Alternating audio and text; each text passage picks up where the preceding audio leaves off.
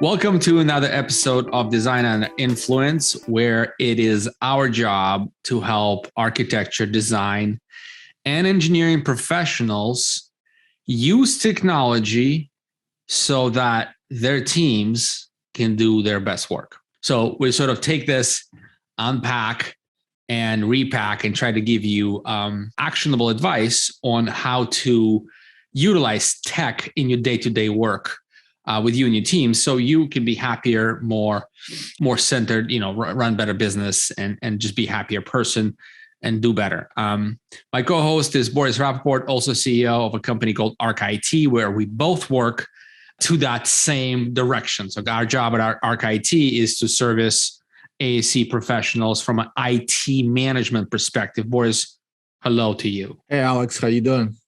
Hi, I'm doing good. This was the longest pre-show argument on the particular topic we're about to unveil here. And I'm excited to unveil it because it's going to be a discussion and it touches 100% of people who dare to press play and or are reading the article. 100% of you are impacted by the following subject. And that subject is email clutter, or no, how would you sort of package it? Yeah, I'm going to say decluttering your mailbox. Okay. So it's just essentially it's email box overload. And that's specifically like we can talk about, here's the rules for sending out emails, when you respond, how you respond, inbox zero. No, we're not going to talk about any of that. What we are going to talk about is what you are 100% concerned about. And that is the amount of data and or files that are currently residing in your inbox is, I guarantee you, scary. Because when we started this conversation, I have a Gmail address that I've been using, apparently since 2007, since I went and looked. And it's staggering. It's taking up 74.9 gigabytes of data. And I'm sure many of you are in a similar boat. You have your email boxes, personal and or business, that have staggering amount of data. So Boris is going to help us unpack the specific rules and or advice on how to deal and manage all that data for a couple of reasons. Number one is it's impacting our clients. Boris, actually, why don't we just start with that? We had the subject queued up because we had tickets and issues with our customers. Talk us through it. Yeah. And the major issues are just around sheer mailbox size. So right now, if you're using a business platform for your email, whether you're using Microsoft, Office 365, or Google Workspace, both of those services basically give you, huge amount of data that you can use for a mailbox, and you can always add on more if you need to. I mean, we can call it unlimited data, really, to hold in your mailboxes. The problem comes up if you're trying to use, third-party clients, and most people who are Mac users, and been a long-lasting Mac users like yourself, Alex, like to use Mac Mail. Microsoft people have grown up with Outlook and want to use Outlook. When you use those clients for email and kind of downloading messages back and forth, what happens a lot as your mailboxes grow and data set becomes larger and larger, we're talking, 30, 40, 50 gigs, we start seeing issues with data corruption and emails not coming in at the right time and newer emails not showing up in the mail, in the mailbox unless you close out and reopen. So there's things that are creating issues for you once your email mailbox gets that large. Gotcha. So it's like, let's say, if you're hoarding, right? And then in your house, you have all kinds of things and you need a camping stove. Finding that camping stove in mounds of stuff is almost virtually impossible, right? And organizing it's virtually impossible. And so the same thing happens with desktop, right? Computers. Because I think cloud does a much better job with that, because I haven't really seen any issues with search on my 74.9 gigabyte email box as of yet. Have you? No. So if you're using the online clients, from the search standpoint, you're usually getting better performance. But at the same time, it's still harder to search when you have multiple items that match that criteria, right? So, you pop it into the search, and instead of, if you only had 3 years worth of emails in there, you get like 10 results. This time you may get like hundreds of results, right? That you have to search through. And obviously you can sort by date. There's certain things that you can do to filter stuff out. It just, then the search itself becomes more of a chore than it should be. Yeah. No, I can definitely connect with that. If you are looking for a particular tax document, let's say W-2 or whatever you send to I'm talking about personal right now, personal email, to your CPA, who you're two CPAs over that previous CPA who you don't remember their name, that might be a problem. If you search for W-2, 20 years worth of things come up. So I get it 100%, but nonetheless, it's still findable and it's not very difficult. Here's kind of, why don't we do, you're going to have like a 3-part basically recommendation. It's not that it's kind of advice. It's not, by any means is like, hey, here's the only way to do this. This is like, here's how you manage the size of your inbox. And you have a couple of recommendations. What is the first one you'd say? Like, what would people need to do for their professional inboxes? Well, so, this needs to from my standpoint, it's becoming a bit of a pet peeve, right? When people just start sending large files back and forth. And I know, we help architects and engineers. I know there's files going back and forth that are just large PDFs, right? And sometimes like we get specifically asked, or, can you enable us to send, because there's usually limits on the amount of files that you can send back and forth.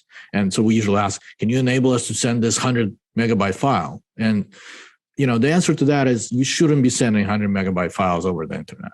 You should be considering of other people's mailboxes as well. And instead, you have software like Google Drive and Microsoft OneDrive where that file can live. Why not just send a link, which makes the email really small? It's not going to affect the other person's inbox, and you can collaborate on that file basically in real time, right? That person can open the file, make their changes. You see the changes right away. You can make the changes and they see the changes right away. And that really eliminates the workflow of like, I send an Excel file, they make the changes, send an Excel file back to me. I make the changes, send it back to them. Now we send 5 files that are, cluttering each other's mailbox. So I think that would, like, if we just started using that workflow, would really save a lot of hustle from a standpoint of just collaboration and the standpoint of not cluttering the mailboxes. Yeah. So as an initiator of a particular, let's say a conversation or back and forth discussion, like say, it's a product order or it's a revision, it's a review of some kind of a performance numbers or whatever that may be, as an initiated in a shareable document and send a link rather than being the one to create a Excel document because it's just something you've done forever and it's just easier, and sending an Excel document because you're going to get a Excel document marked up back, then you have to send it for. So the problem with that is even search can't deal with that because if there's all these versions of this document, it will just take forever to find the right version. And the way email conversations are organized is a little differently between Microsoft and Google. But bottom line is it's not easy to find the latest file. Or God forbid, you want to go somewhere midstream to find what change Susie made, when she added your taxes or whatever to the spreadsheet. So whether that's a design document, whether that's a spreadsheet, I 100% agree. So sending a link, but it's not always possible because people keep sending you crap, right? It's just when you're not initiating, when you are the receiver, and this is actually a good question. What is the etiquette? If somebody sends you an Excel document, do you just put it on Teams and share it out? Like, is that? I've done that a few times. I'm not going to say so. To be honest, when I've done it and I send the link back, most of the time people download it still, make the updates, and then send you the whole document back. So there's still an education process. And that's why we're having this conversation, right? Yeah. I think we don't think about these things as we're doing our daily workflow. So having this conversation and hopefully having people listening and watching it will give them some ideas on what they can do to improve their workflow.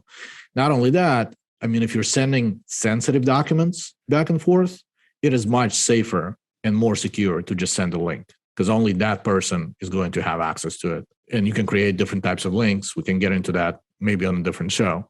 But yeah, you can restrict the links with passwords and things like that. So actually, that's an interesting point to tap into right now. We haven't talked about this pre-show, so it's going to be new to me. We talk a lot about security, right? Cybersecurity risks and all those things. We put together a free resource on our website. It's a guide. It's kind of like a little ebook. And then we also have a course that is free.